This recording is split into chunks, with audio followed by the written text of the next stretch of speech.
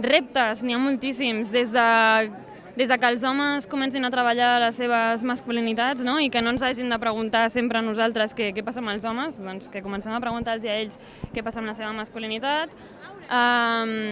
Bueno, que lluitem per internacionalitzar molts dels problemes que estan passant a la resta del món i que com a feministes doncs, també volem reivindicar, com és el tema de les caces de bruixes a l'Àfrica, no? O tota la violència i tots els feminicidis que des de fa doncs, relativament poc, no? Des que hem sortit les feministes al carrer, doncs, des que ens estem mobilitzant, han començat a haver-hi més feminicidis, doncs és una altra de les coses que volem reivindicar.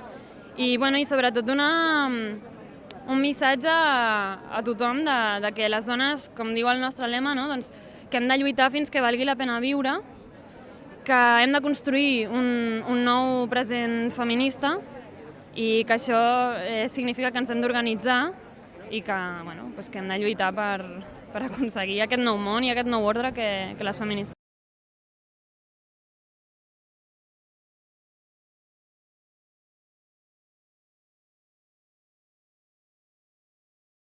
Bueno, el que es vol aconseguir amb els blocs no mixtes, bàsicament, és visibilitzar la lluita de les dones i que les dones són les que han de liderar la seva pròpia lluita. I no només les dones cis, sinó també les dones trans i totes les sexualitats dissidents. O sigui, bàsicament, el missatge que volem donar és estètic, no?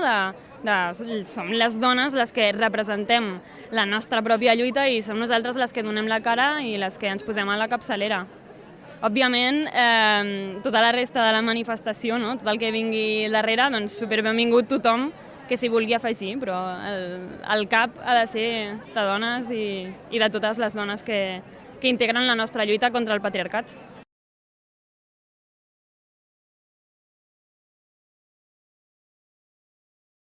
Volem marcar l'agenda política, volem dir que les feines de les dones són importants, que les reivindicacions de les dones són importants i que seguim lluitant dia a dia per construir una societat feminista.